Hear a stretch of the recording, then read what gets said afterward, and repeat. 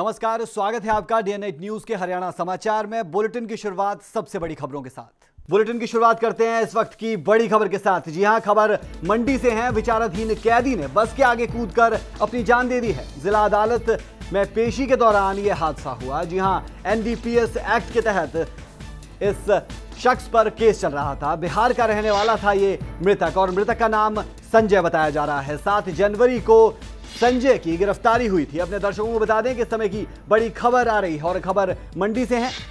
जी हां, विचाराधीन कैदी ने बस के आगे कूदकर जान दी है। एनडीपीएस एक्ट के तहत यह केस चल रहा था इस शख्स पर जिसका नाम संजय बताया गया है। 7 जनवरी को संजय की गिरफ्तारी हुई थी।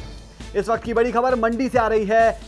विचाराधीन कैदी ने बस के आगे कूदकर अपनी जान दे दी है। जी हां, मंडी की खबर है। जिला अदालत में पेशी के दौरान यह हादसा हुआ। एनडीपीएस एक्ट के तहत इस शख्स पर केस चल रहा था। बिहार का रहने वाला था ये शख्स जिसका नाम संजय बताया जा रहा है। जान दे दी इस शख्स ने अपनी और मंडी का ये वाकया है। जी हाँ, बिहार का रहने वाला था मृतक का नाम संजय बताया जा रहा है। 7 जनवरी को संजय की गिरफ्तारी हुई थी। एनडीपीएस एक्ट के तहत ये केस चल रहा था। ज्यादा जानकारी के लिए बात करते हैं हमारे संवाददाता अंकुश सूद से। अंकुश, जानना चाहेंगे आपसे कि पूरा का पूरा मामला, एक शख्स गिरफ्तार होता है और उसके बाद कूद कर अपनी जान दे देता है, तो एक बड़ा मामला, कहीं ना कहीं बस के आगे कूदा संजय और जान दे दी। क्या है पूरा मामला दरअसल? जी, यहाँ हिमाचल में जिस तरह चरस की तस्करी की जाती है और बिहार के लोगों को इसमें इस्तेमाल किया जाता है, माफिया कोई और है और वो इनको कोरियर के रूप में इस्तेमाल करते हैं माल इधर से उधर पहुंचाने का। 7 जनवरी को ये जो संजय नाम का व्यक्ति था, ये 2 किलो चरस के साथ पुलिस ने इसे धर दबोचा था और उसके बाद से कोर्ट में इसकी पेशियां चल रही थी। आज जब वापस इसे जेल लाया जा रहा था कोर्ट की पेशी के बाद, तो इसने सामने से एक बस आ रही थी, जेल के समीप ही जब पहुंचने वाले थे उसमें एक बस आ रही थी और इसने पुलिस वालों से अपना हाथ छुड़ाकर जो है बस के आगे अपनी जान दे दी। जी अंकुश, लेकिन पुलिस की कस्टडी में संजय शख्स था जिसकी मौत हुई है बस के आगे कूदकर, तो कहीं ना कहीं यहां पर कहा जा सकता है कि पुलिस की भी इसमें लापरवाही रही कि किस तरह से वो छुड़ाकर पुलिस से छूटता है और फिर बस के आगे जाकर अपनी जान दे देता है। जी, जिस तरह आजकल कोर्ट के वर्डिक्ट आ रहे हैं, आपको हथकड़ी नहीं लगा सकते हैं और आपको कैदियों के साथ एक जो पेश आने के तरीके हैं वो बदल चुके हैं, तो आमतौर पर उस हाथ से ही पकड़ के जो है कोर्ट में लाया और ले जाया जाता है। तो और एकदम अगर कोई ऐसे हाथ छुड़ाता है तो उसके लिए हम पुलिस वाले को भी दोष नहीं दे सकते हैं। हालांकि उसकी गलती मानी जानी चाहिए क्योंकि वो पूरी तरह से सतर्क नहीं था, लेकिन इस तरह के वाक्य में उसे पूरी तरह दोष देना या लापरवाह कहना भी थोड़ा गलत होगा। जी अंकुश, इस तमाम जानकारी के लिए बहुत बहुत शुक्रिया। अपने दर्शकों को बता दें कि मंडी से इस समय की बड़ी खबर, 7 जनवरी को गिरफ्तार हुआ था संजय और आज पेशी के बाद पुलिस की कस्टडी में था और पुलिस से अपना हाथ छुड़ाकर भागा और बस के आगे आकर अपनी जान दे दी। बड़ा मामला मंडी से था।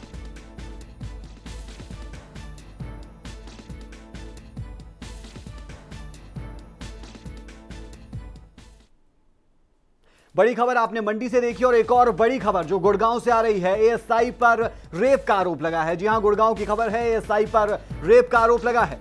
एएसआई को हालांकि गिरफ्तार किया जा चुका है और ये एएसआई विहार थाने में तैनात था और इस एएसआई पर रेप का आरोप लगा है। तो संगीन आरोप पुलिस पर। पुलिस की वर्दी एक बार फिर से दागदार होती दिखाई दे रही है। इस मामले पर ज्यादा जानकारी के साथ हमारे साथ जुड़ रहे हैं हमारे संवाददाता नीरज वशिष्ठ। नीरज, जानना चाहेंगे आपसे कि एएसआई पर रेप का आरोप लगा है, वर्दी एक बार फिर से दागदार हुई है, जो रक्षक है वही भक्षक बन चुके हैं। इस आरोप पर क्या कुछ ज्यादा जानकारी है आपके पास? धीरज, देखिए बताना चाहूंगा, ये मामला कल रात का है जब ये चेकिंग के बहाने एक होटल में रुके। वहां पे एक 19 वर्षीय युवती अपने दोस्त के साथ रुकी हुई थी। वहां पे इन्होंने उस युवती को दो खाकी का रौब दिखाकर शराब के नशे में जबरन इसके साथ बलात्कार करने की कोशिश की है और इसके साथ युवती का तो यही कहना है कि इन्होंने रेप भी किया है। ये अपनी पूरी टीम के साथ चेकिंग पर थे। कल रात को गुड़गांव के डी कोर्ट होटल की घटना है ये। जी, एएसआई पर रेप का आरोप लगा है, एक बार फिर से खाकी दागदार हुई है।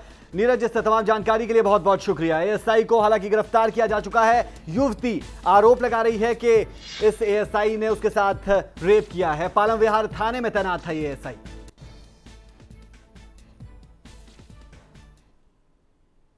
गुड़गांव के बाद रुख करते हैं कैथल की ओर। जमीनी विवाद में 2 गुटों में गोलीबारी चली। जी हां, फायरिंग के दौरान 9 लोग घायल भी हुए।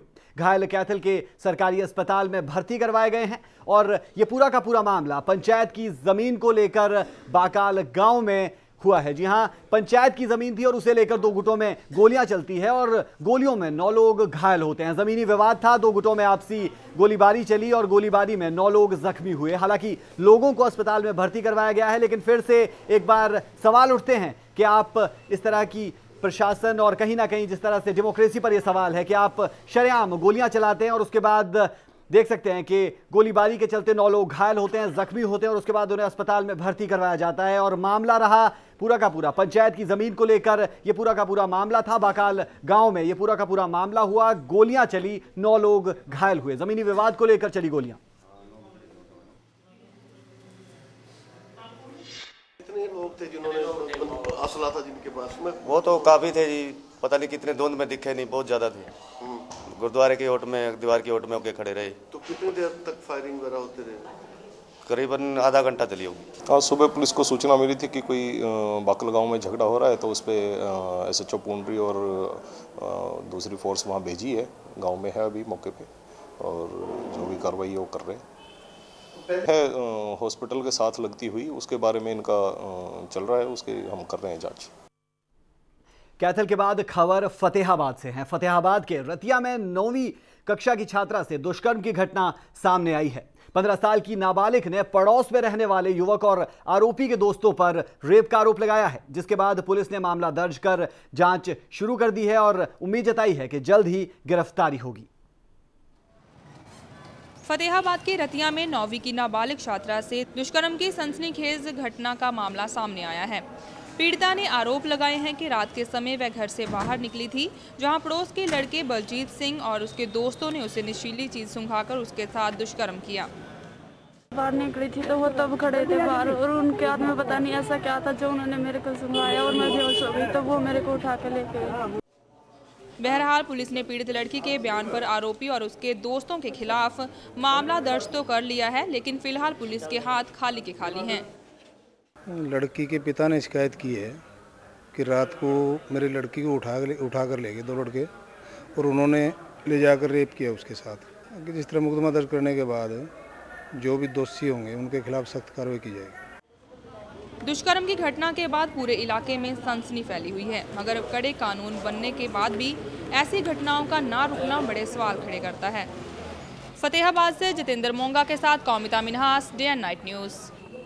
हरियाणा विधानसभा के स्पीकर कुलदीप शर्मा ने एक सनसनीखेज आरोप लगाते हुए कहा है कि उन पर छछरौली के नायब तहसीलदार के लापता होने में हाथ होने का जो आरोप लगाया गया था वो भाजपा, इनेलो और कांग्रेस ने एक सिटिंग MP की साजिश थी। इस मामले में अभय चौटाला को उन्होंने एक कानूनी नोटिस भी भेजा है।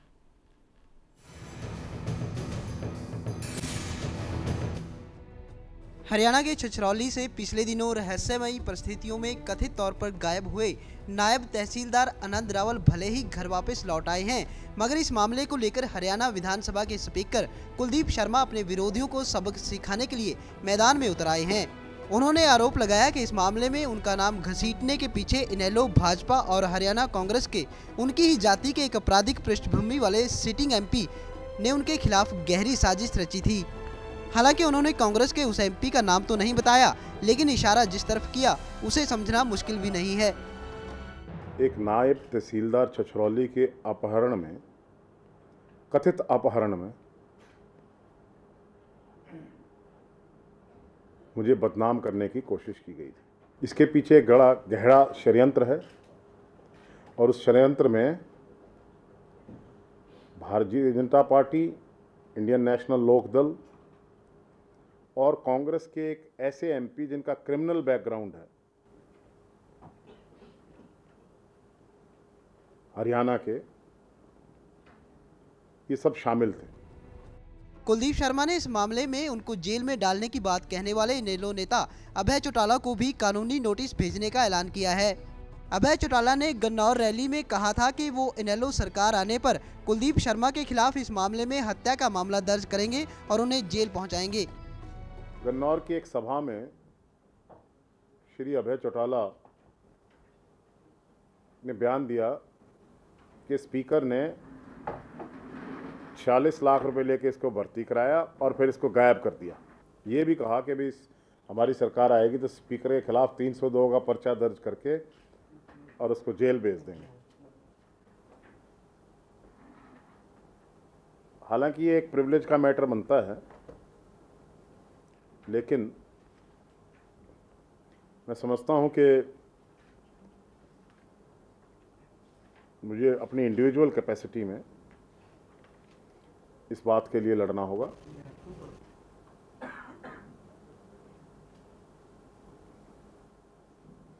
और खुदा ना खास्ता, वैसे तो उनकी सरकार कभी आने वाली नहीं है, आ गई तो उन्हीं की सरकार में उसको अंदर करा दूंगा कानून के रास्ता अपना। इतना ही नहीं, उन्होंने इनेलो नेता अभय चौटाला को यहां तक चेतावनी दी है कि यदि प्रदेश में इनेलो की सरकार भी सत्ता में आती है तो भी वो कानूनी तौर पर अभय चौटाला को जेल पहुंचा देंगे। मेरी वकालत बेकार है, लानत है मेरी वकालत पर, अगर उसी की सरकार में अगर कभी आई, अगर अंदर ना करा दिया। फिलहाल इस मामले में विपक्ष की राजनीति में उबाल आने के साथ साथ इतना भी तय है कि कांग्रेस के अपने घर में भी कलह मचना लाजमी है। कैमरामैन मुकेश पांडे के साथ Kulveer Diwan, day night news, Chandigarh. Haryana विधानसभा के स्पीकर कुलदीप शर्मा छछरौली नायब तहसीलदार अपहरण मामले में बेशक इनेलो नेता अभय सिंह चौटाला को कानूनी तौर पर सबक सिखाने की बात कर रहे हैं, मगर अभय सिंह चौटाला अभी भी अपनी बात पर कायम है। उन्होंने कुलदीप शर्मा को आरोपों में घेरते हुए फिर दोहराया है कि इस मामले में एक गहरी साजिश है।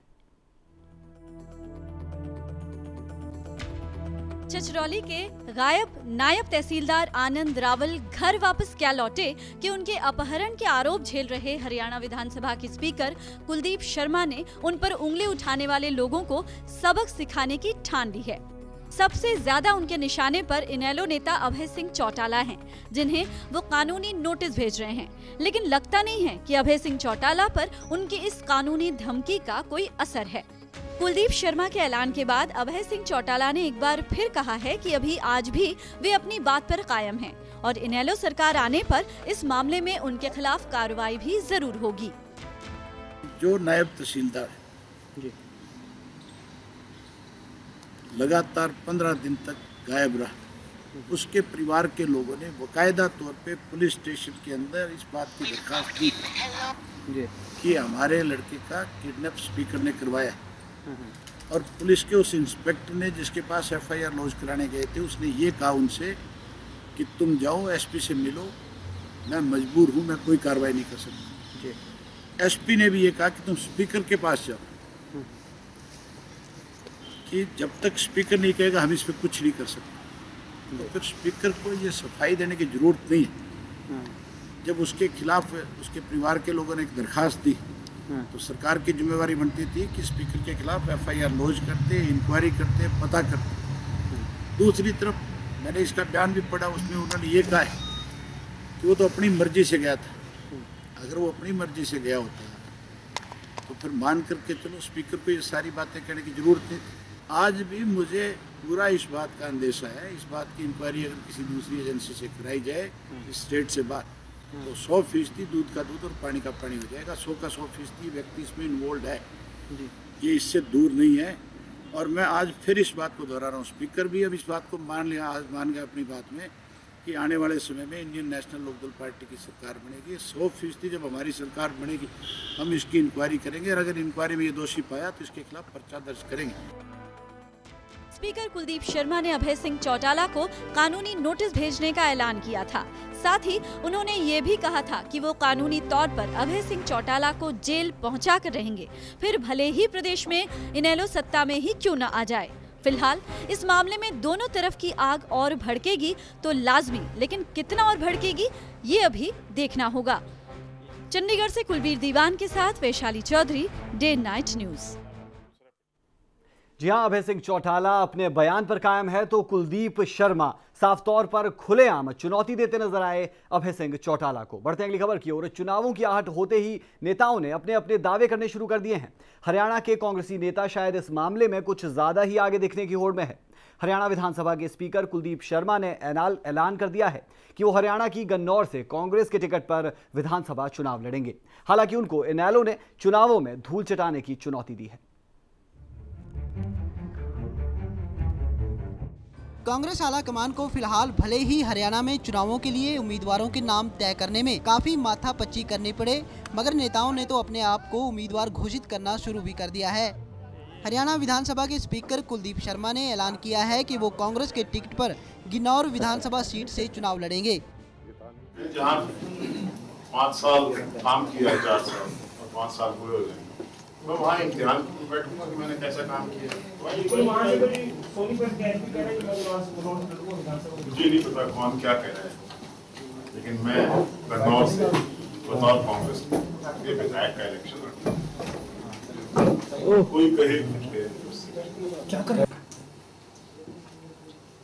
आप अगर गन्नौर से कांग्रेस टिकट ना भी दे तभी आपने गन्नौर से ही विधानसभा चुनाव लड़ा। उधर कुलदीप शर्मा के ये ऐलान करते ही विरोधी खेमे ने भी उनको करारी शिकस्त देने का दावा कर दिया है। इनेलो नेता अभय सिंह चौटाला ने कहा है कि कुलदीप शर्मा के मुकाबले वो अपना साधारण सा उम्मीदवार मैदान में उतारेंगे और उनको करारी मात देंगे।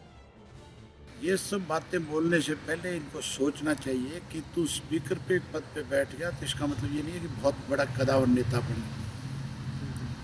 अब जब चुनाव में जाएगा, हम अपने एक मामूली कार्यकर्ता को टिकट देकर के इसके सामने चुनाव लड़ाएंगे। 100% लोग इसकी जमान जब्त कराएंगे, क्योंकि आज सबसे ज़्यादा दुखी लोग इसकी विधानसभा क्षेत्र के। इन्होंने लोगों को तंग करने में कोई कसर नहीं छोड़ रखी। फिलहाल कुलदीप शर्मा और इनेलो में से किसके दावे सच्चे साबित होंगे, यह तो चुनावी नतीजों ने तय करना है। मगर इससे पहले यह तय होना बाकी है कि चुनावी मैदान में उतरेंगे तो आखिर कौन कौन। कैमरामैन मुकेश पांडे के साथ Kulveer Diwan, day night news, Chandigarh. Haryana के मुख्यमंत्री भूपेंद्र सिंह हुड्डा ने राज्य के घरेलू और कृषि बिजली उपभोक्ताओं को बड़ी राहत प्रदान करने की घोषणा की। अब कृषि बिजली उपभोक्ताओं को 25 पैसे प्रति यूनिट की बजाय 10 पैसे प्रति यूनिट या 15 रुपए प्रति BHP प्रति माह की दर से बिजली मिलेगी। इस राहत से राज्य के 5,05,000 कृषि उपभोक्ताओं को लाभ मिलेगा। वहीं अभय चौटाला ने बिजली की दरों को कम करने की चुनावी स्टंट करार दे डाला है।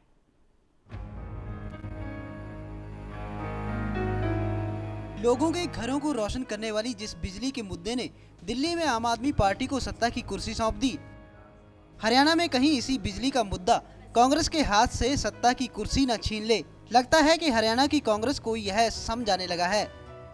शायद यही वजह है कि हरियाणा की कांग्रेस सरकार ने अब बिजली के मामले में लोगों को थोड़े ही दिनों में 2 बड़ी राहतें प्रदान की हैं। कुछ दिन पहले जहां सरकार ने बिजली बिलों में 200 रुपए की छूट देने का ऐलान किया था, वहीं अब अप्रैल 2013 से बढ़ाई गई बिजली की दरें भी वापस लेने का फैसला किया है। इस घोषणा से प्रति यूनिट 1 रुपये 30 पैसे बिल कम होगा। इससे राज्य के लगभग 38 लाख घरेलू बिजली उपभोक्ताओं को लाभ मिलेगा, जो कि 95% है। इसके साथ ही किसानों को 25 पैसे की बजाय 10 पैसे प्रति यूनिट या 15 रुपये प्रति BHP प्रति माह की दर से बिजली मिलेगी। सरकार द्वारा ये निर्णय लिया गया है कि अप्रैल 2013 के बाद बढ़ाई गई बिजली की दरों की बढ़ोतरी को वापस ले लिया गया है और यह छूट 1000 यूनिट प्रति बिल वाले उपभोक्ता पर लागू होगी। जो 1000 यूनिट 2 महीने बिल आता है उसका, और FSA का जो 34 पैसे प्रति यूनिट था उसको भी वापस ले लिया गया है, ताकि जो 2013 में था उसी रेट पर वापस आ गए। इससे करीब 38 लाख उपभोक्ताओं को सीधा लाभ होगा, जो कि कुल घरेलू उपभोक्ताओं का 95% है। इस निर्णय से प्रति यूनिट 1 रुपया 30 पैसे तक की राहत मिलेगी और इसका सबसे ज़्यादा लाभ छोटे उपभोक्ताओं को होगा। हालांकि विपक्ष को सरकार का यह ऐलान चुनावी गुगली दिखाई दे रहा है। विपक्षी नेता सवाल कर रहे हैं कि यदि बिजली की दरें वापस ही लेनी थी तो पहले बढ़ाई ही क्यों थी। सिर्फ और सिर्फ चुनाव का एक स्टंट है। क्योंकि चुनाव आइन सिर के ऊपर खड़ा है और बिजली को लेकर के लोग रोजाना आंदोलन कर रहे हैं। आज जो चीफ मिनिस्टर कहता है कि मैं बिजली की दरें कम करने जा रहा हूँ, तो इससे पूछने वाला हो भले आदमी से बिजली की दरें बढ़ाने की ज़रूरत क्या थी। ये मुख्यमंत्री तो ये भी कहता था कि मैं 2.5 वर्ष के बाद 24 घंटे बिजली दे दूंगा। आज तक वो 24 घंटे बिजली क्यों नहीं देगी। बहरहाल कांग्रेस सरकार द्वारा लिए जा रहे लोगों के लिए राहत भरे इन फैसलों के पीछे जनहित सर्वोपरि है या फिर इस चुनावी मौसम को देखते हुए सरकार का पिटारा कांग्रेस को तीसरी बार सत्ता में लाने की कोशिश में खुल रहा है, यह समझना मुश्किल भी नहीं है। चुनावी साल है और इस साल हरियाणा में लोकसभा के अलावा विधानसभा चुनाव भी होने हैं। बिजली का मुद्दा हरियाणा में हमेशा से ही एक बड़ा मुद्दा रहा है, जिससे हर आम और खास आदमी सीधे तौर पर जुड़ा हुआ है। पिछले काफी दिनों से बिजली के बिलों में गड़बड़ियों का शोर मचाकर कोई बड़ा आंदोलन करने की चेतावनी दे रही प्रदेश की जनता का शोर भी सरकार की नींदें हराम कर रहा है। इसके अलावा कांग्रेस को यह भी अभी अच्छी तरह याद है कि दिल्ली में आम आदमी पार्टी ने कांग्रेस के हाथ से सत्ता छीनने के लिए जो रणनीति अपनाई थी, उस रणनीति का एक बड़ा हिस्सा बिजली के मुद्दे से भी जुड़ा हुआ था। फिलहाल कांग्रेस सरकार के यह फैसले जनता और खुद कांग्रेस को कितना फायदा पहुंचा पाएंगे, यह अभी देखना होगा। कैमरामैन मुकेश पांडे के साथ Kulveer Diwan, day night news, Chandigarh. Bhupendra Singh Hooda ने बिजली की बड़ी दरें वापस ली है, लेकिन अभय सिंह चौटाला यहां पर कहते नजर आए कि यह सिर्फ चुनावी स्टंट है और कुछ नहीं। बढ़ते अगली खबर की ओर। राष्ट्रीय कार्यकारिणी सदस्य योगेंद्र यादव ने कैथल की अनाज मंडी में एक रैली की। इस रैली को संबोधित करते हुए उन्होंने कहा कि भ्रष्टाचार, नौकरियों में भेदभाव सहित जमीन से जुड़े मुद्दों को चुनाव में मुख्य एजेंडे के तौर पर रखा जाएगा। उन्होंने कहा कि इस समय हरियाणा प्रदेश में कांग्रेस, इनेलो, हजका और भाजपा पार्टियां सत्ता में आने की फिराक में है। उन्होंने कहा कि आम आदमी पार्टी के किसी भी कार्यकर्ता को कोई घमंड नहीं है। प्रदेश में पार्टी संगठन की सदस्यता लगातार बढ़ रही है। 5 दिनों में सदस्यता 1 लाख से ऊपर पहुंच गई है, जो 26 जनवरी तक चलेगी। उन्होंने कहा कि अब जनता मन बना चुकी है कि एक बार आम आदमी पार्टी को सत्ता में लाना है। बिन्नी द्वारा पार्टी से बाहर जाकर किसी मुद्दे पर बात करने को उन्होंने दुर्भाग्यपूर्ण कहा। उन्होंने कहा कि यदि किसी प्रकार की कोई बात है तो उसे पार्टी के बीच बैठकर करना चाहिए।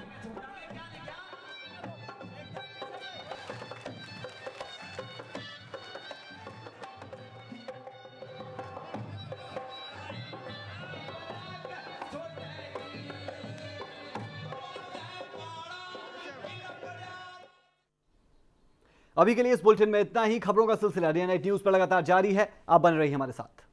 खबरों की दुनिया में आइए, हमारे साथ कहीं भी और कभी भी जुड़िए। हम मिलेंगे फेसबुक पर, हम दिखेंगे यूट्यूब पर, हमें फॉलो कीजिए ट्विटर पर। खबरों के साथ बने रहिए रात दिन।